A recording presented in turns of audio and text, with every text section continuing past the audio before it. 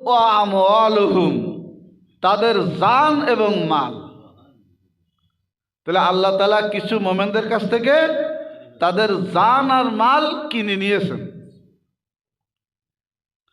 বিআন্না লাহুমুল জান্নাহ, আর বিনিময়ে দিয়েছেন জান্নাত। তাহলে আল্লাহ কিনেছেন কি? জান আর মাল। আর বেচেছেন কি? জান্নাত। এই মোমেনেরা বিক্রি করিতেছে জানমাল, কিনে নেছে জান্নাত। এখন এই মোমেনিন কারা? এই কোরআন শরীফ নাজিলের সময় কি আমরা ছিলাম? এই মোমেনিনরা যে ফেরকা তার দিক টেনিছে, যে সিলসিলা তার দিক টেনিছে, যে দল তার দিক টেনিছে। কিন্তু আসলে এই কোরআন যখন নাজিল হয় তখন কি এই দল ফিরকা ছিল? ছিল। এবং এই কোরআন শরীফের আয়াতটা লেখা কি এই 1400 বছর আগে? না আসলে কোরআনের আয়াত লেখা কবে? মাত্র 1400 বছর আগে। কোরআন কি তাই? কোরআন তো এই কুল কায়নাত সৃষ্টির আগে লেখা।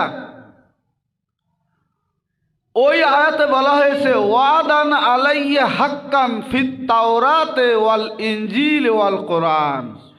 এই ওয়াদা, এই চুক্তি হলো আল্লাহ ভেস্ট বিক্রি করে দিয়েছে, আর তারা জানার মাল দিয়েছে।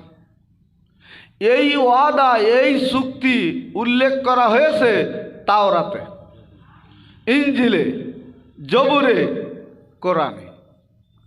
তার মানে যখন তাওরাত নাজিল হয়, মুসা নবী যখন তাওরাত পড়ে তখন দেখে ভেস্ট বিক্রি হয়ে গে নাকি। যখন ইনজিল কিতাব পড়ে তখন তাতেও আছে ভেস্ট বিক্রি হয়ে গেছে। কিসের বিনিময়ে? জান আর মালের বিনিময়ে। কোরআনুল কারিমে প্রায় সকল জায়গায় বলা হয়েছে তোমরা জিহাদ করো ফি সাবিলিল্লাহে বি আমওয়ালিকুম ওয়া আনফুসিকুম। ভালো করে বুঝবেন, আল্লাহ বলছে তোমরা জিহাদ করো আগে মাল দিয়ে, তারপর জান দিয়ে। এই একটা জায়গায়, যেটা সূরা তাওবার 111 নম্বর আয়াত, এই একটা জায়গায় আগে জানের কথা বলা হয়েছে।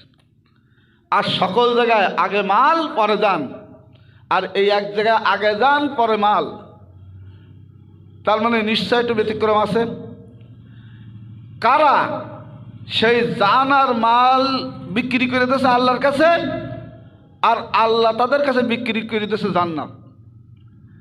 ভাই আমার এই মোবাইলটা এখন আমার, আমি যদি এটা আপনার কাছে 100, 500,